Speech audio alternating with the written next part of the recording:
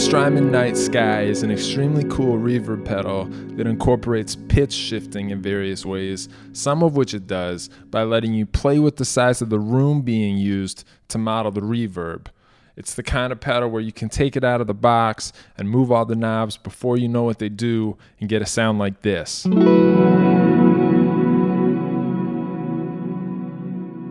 But in this video, I'm going to show you 5 pro tips for getting the most out of your night sky, including some sounds you would never expect from a spacey reverb pedal.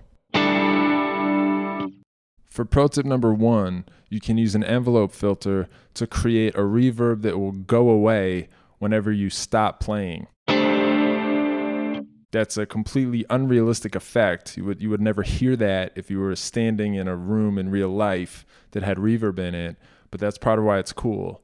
But you can also create the opposite effect with an envelope filter. You can make a reverb that will only bloom when you stop playing. And that way is actually very useful for solos. You can set up a very big reverb that won't overtake your playing if you play a lot of notes.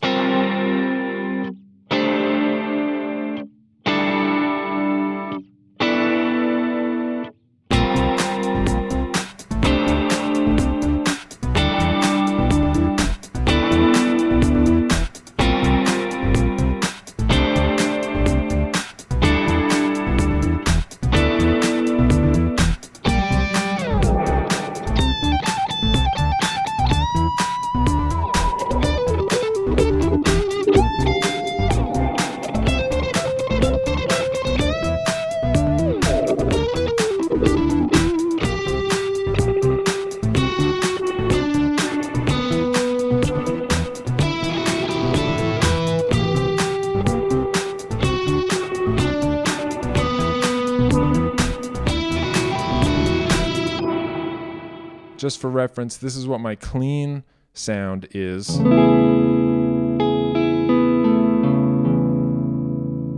And here it is using the night sky as a flanger.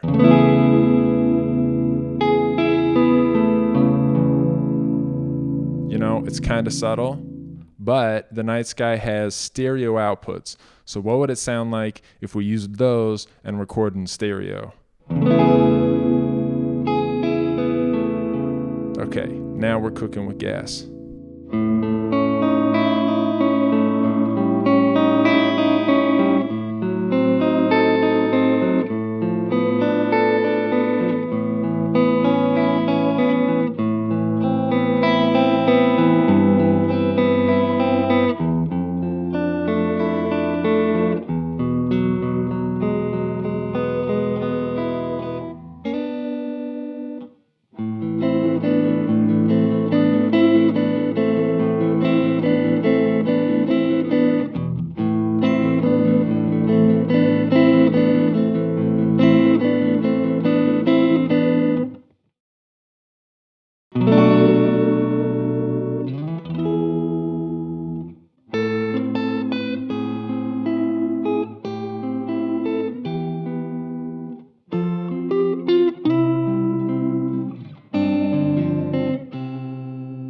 Pro tip number 3, you can turn the night sky into a slapback echo if you use sparse mode and you dial in the size knob just right and you force all the other knobs out of the way.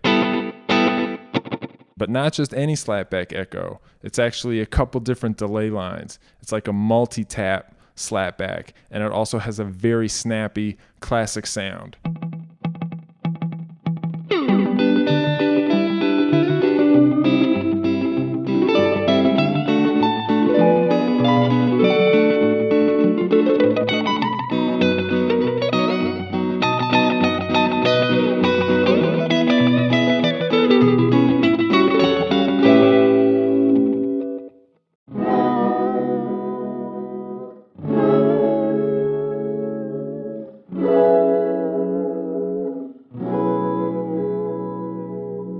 Anytime I have a pedal that does any kind of pitch shifting, I try to find a way to make the pitch shifted part of the signal as much of the tone as possible, because there's a resampled quality to it that I think is basically always cool.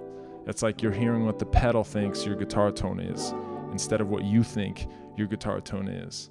But in this case, doing that comes at a terrible price because it's a reverb pedal. So if you make your signal 100% wet, in other words, 100% pitch shifted, it's also still being reverberated. So it's impossible for you to play in time, because every time you hear a note, it'll be occurring after you played it. And we've already dialed out the note you played out of the signal. So for this next example, I've recorded myself with 100% pitch shifted reverb night sky signal, cut out my own signal, and then after I recorded it, I had to move it backward in time in my digital audio workstation to make it line up with the rest of the performance. That's the kind of shit you got to do if you want to sound interesting as a guitar player after 70 years of other people already being good at that. Is it worth it to get a guitar tone that's a little unusual? You be the judge.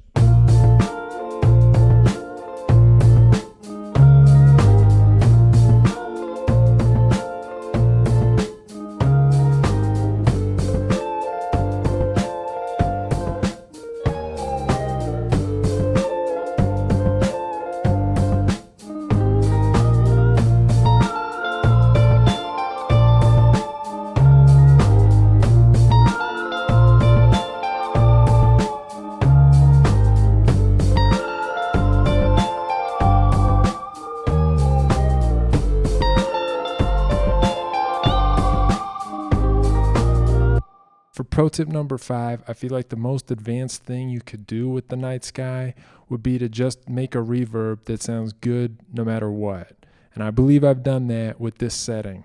Something about the way it pulls the harmonics out of what you're playing just sounds special. If you listen to the way the notes decay and what I'm about to play, it's like the pieces of every note that gets stuck in the reverb are the right pieces. To be honest, I don't really understand why this setting is the one, but it is. And that's why I named it Reverb in the Key of God.